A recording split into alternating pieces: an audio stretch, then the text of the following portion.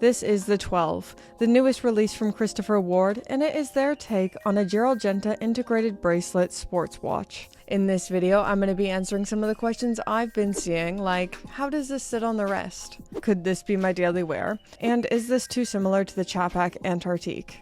I've had this watch on loan from the fabulous people over at Christopher Ward for about 2 weeks now. So here's 12 things you need to know about the 12. When this watch was first announced, the second question I had was, did Christopher Ward just create a love child of the PRX and the Laureato? But the first question I had was, why is it called the 12? I thought maybe it was a collaboration between 12 watchmakers or something, but the name is taken from the 12-sided bezel shape. The fancy word for this is dodecagon, but I didn't know that word till I read the press package, so I won't pretend like this is knowledge I've always had. The number 12 is a pretty significant number for watch lovers, with there being 12 hours on the dial, 24 hours in a day. This watch has a 12-sided bezel and case back, with 6 screws securing the case back. I'm a massive victim of Dan Brown novels. Okay, whatever, movie adaptations. So I love coded numbers like that, hence why I took good care of titling this video 12 Things to Know About the 12. Codes. Now, let's take a look at the size and wearing experience. This watch has a case diameter of 40 millimeters, a thickness of 9.2 mil, and a lug-to-lug of 44.5 millimeters. On the wrist, this one's ultimately too large for my 5.5-inch wrist, but it wears perfectly on my husband's 6.5-inch wrist. I would recommend this one for a 6-inch wrist, all the way up to 7.5-inch wrist, but it might still be a little bit large on a 6-inch wrist. On the Talking Hands channel, the wonderful Andrew shows how this watch wears on the rubber on his wife's 6-inch wrist. So if you're worried about the integrated bracelet and how it wears, the rubber could be the way forward. Looking at the case material, I have the titanium variation of the 12, but it is also available in stainless steel. Everyone has different material preferences, and both have their place. Titanium has a slightly darker hue to it, it has temperature regulatory properties, and it is significantly lighter than steel. I personally love both materials, and I think there's a place for both in one's collection, but titanium does seem to be having a bit of a moment right now, with lots of brands releasing titanium watches. There are quite a few differences between these two variations beyond just the case material. So the stainless steel variation is available in Glacier Blue, Nordic Blue, Gray, and Arctic White. Arctic White being my favorite because I'm boring.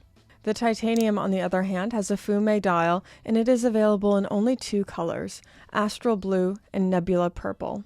The titanium variation is also COSC certified, but more on that later. Specifications is always a department that Christopher Ward thrives in, particularly at the price point. The 12 has 100 meters water resistance, a screw-down crown, hacking seconds, and a quick set date. Inside the stainless steel model is the Sellita SW200-1 automatic movement, giving you 38 hours of power reserve.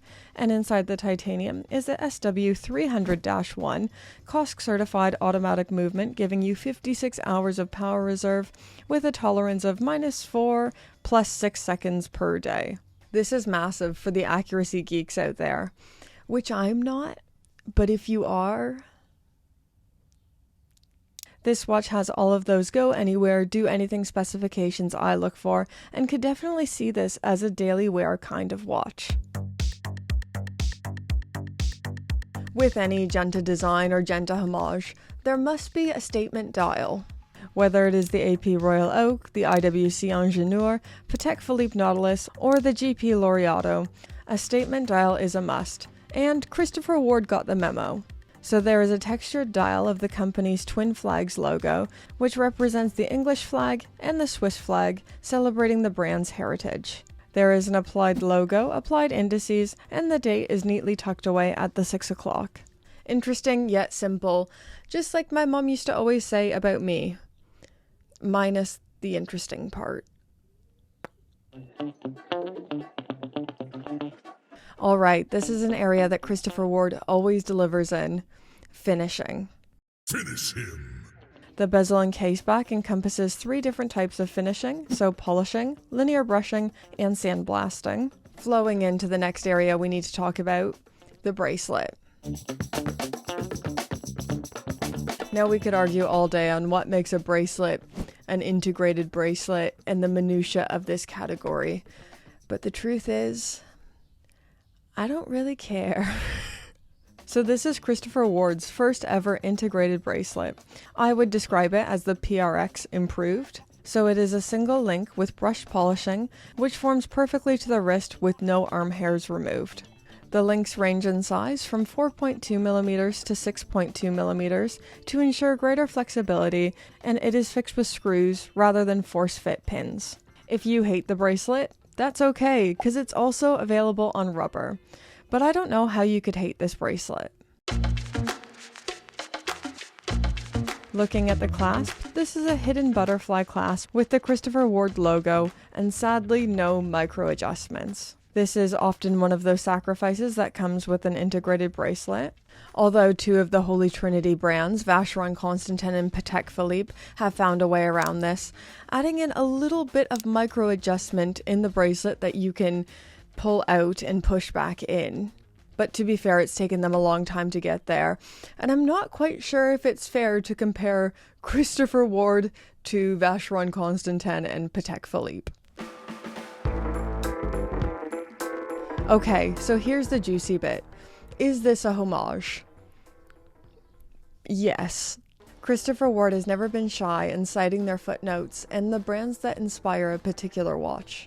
The big inspiration for the 12 is the design legend himself, Gerald Genta. This is meant to be if Genta was alive today and was commissioned to design a watch for Christopher Ward, this might be what he would design. This is not a new style of watch. There have been several watches that have been inspired by Genta and his design language without being actually designed by Gerald Genta.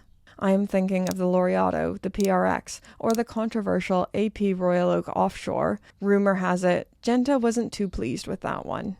But I would describe the 12 as being a shameless love letter to Genta. But now let's answer the question I've been seeing the most on social media. Okay, I've been seeing this comparison everywhere online between the Czapek Antartique, Passage de Drake S, and this new Christopher Ward. And honestly, the people aren't wrong. There's a lot in common between these two. But there's also a lot in common with the Tissot PRX, the Vacheron Constantin Overseas, and the Girard-Perregaux Laureato. It has the bezel shape of the Overseas or the Laureato, the bracelet of the PRX, and the dial of the Czapek.